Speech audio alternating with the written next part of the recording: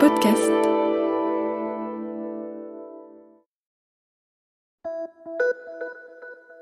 Salut, c'est Clara de l'INA.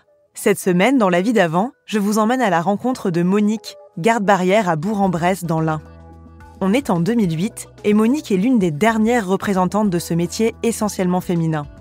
Il s'apprête à disparaître, remplacé par l'automatisation des passages à niveau. Un peu de repassage, ça me passe le temps. Et après, je lis beaucoup, moi. Ouais, je lis beaucoup. Alors, j'écoute de la musique, la radio. Alors.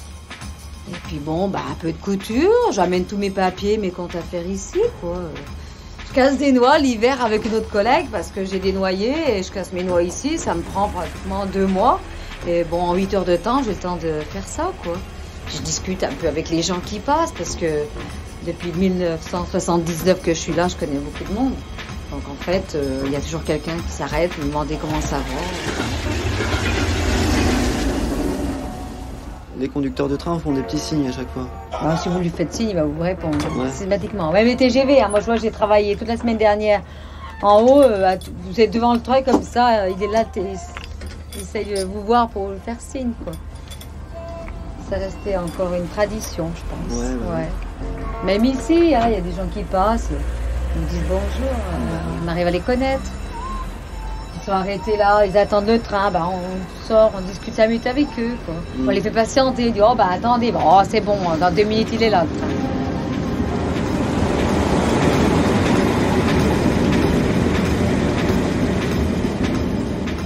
C'est le passage à niveau 48 ici. Donc un des derniers passages à niveau manuel, juste à la sortie de la gare de Bourg-en-Bresse. Et donc à côté de ces 2 passages à niveau, il y a des petites maisonnettes. Ça s'appelle une guérite où je travaille, dans la guérite. La maison à côté, c'est la maisonnette. Parce qu'avant, la dame qui travaillait dans la maisonnette, en principe, elle était garde-barrière. Alors c'était la maisonnette et la guérite. Mais la maisonnette appartenait à la SNCF Oui, avant, maintenant non, c'est plus SNCF. Et donc ils ont maintenu les guérites pour vous. Bien sûr, bien sûr. Vous n'êtes pas sous la pluie encore. Oui, moi j'ai connu ça. J'ai commencé, moi je travaillais même 12 heures égale 8. Ou 10 heures égale 8. C'est-à-dire je travaillais 12 heures d'affilée, j'étais payé 8 heures. Et comment ça se fait ça? Parce que c'était comme ça dans le temps. Il y a des endroits où il n'y a même pas de guérite. Enfin si, il y avait une petite guérite, mais la manivelle était à l'extérieur. Donc il fallait sortir de la guérite pour ouvrir la manivelle, baisser les barrières et fermer. Ou alors c'était un vantaux. C'était 2 barrières en ferraille qu'on ouvrait.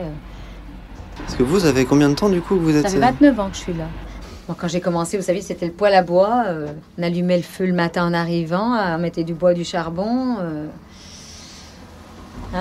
Depuis, donc il y a un chauffage électrique, un petit frigo. Oui, un frigo micro-ondes, il y a le minimum, ce qui est tout à fait normal maintenant. Enfin, vous savez, on est quand même en 2008. Hein. Puis encore, on n'a pas tout, on n'a pas l'eau chaude, on n'a pas de l'eau ici. On a des toilettes à côté où il y a un robinet d'eau, c'est tout. Oui. Et oui. Non, on n'est encore pas très gâtés de ce côté-là. Non. Dès que vous avez commencé ce boulot, on vous a dit que ça allait être tout automatisé. Oui. On m'a dit, dans 10 ans, il n'y a plus de passage à niveau. Et vous voyez, 29 ans encore, j'y suis. Et je pense que peut-être dans 10 ans, j'y serai encore.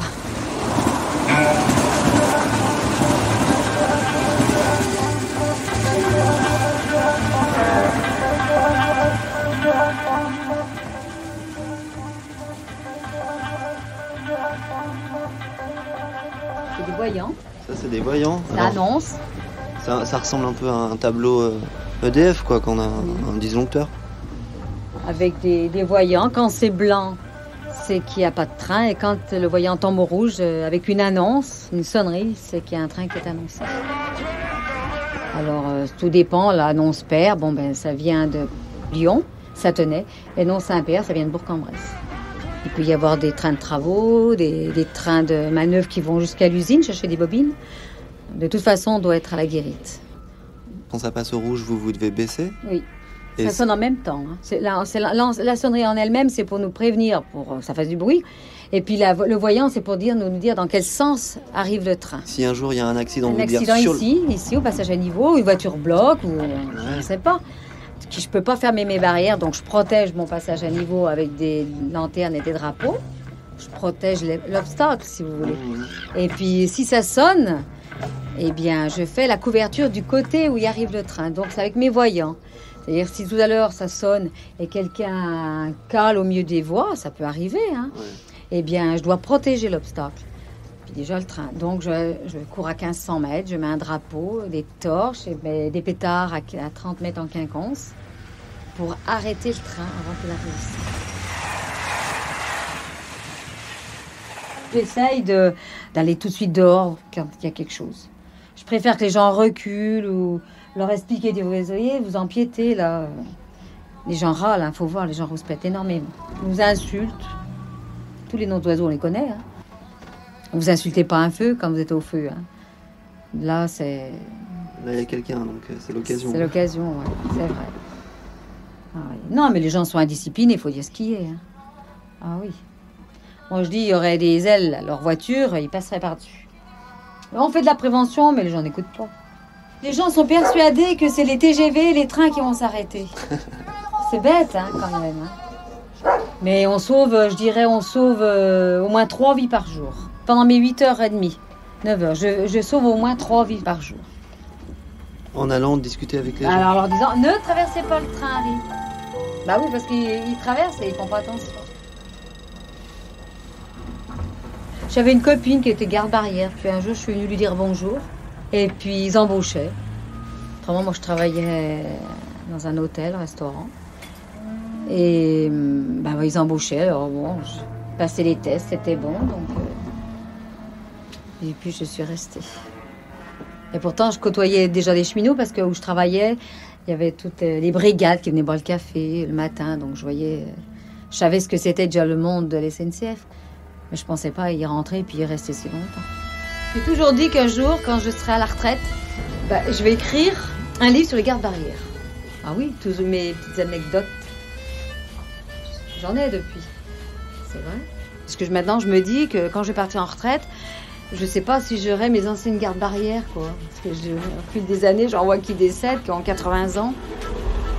Et maintenant, je me trouve la plus ancienne. Là. Sur 15-17 que je connaissais bien, il en reste encore 5-6. Ouais. Ça diminue. Hein. Ah oui. Elles ont 80 ans maintenant. Hein. Ah ouais. Bien sûr, je les ai connues, elles étaient quoi à 50 ans, 52 ans. Donc maintenant, elles ont plus de 80 ans. Hein. Quand elles voient dans les conditions de travail que j'ai maintenant, elles me disent que j'ai bien de la chance. Je reconnais, mais c'est normal. Quand même, la SNCF, elle a évolué aussi. Même tout, hein, dans tous les milieux, je pense, dans tous les domaines.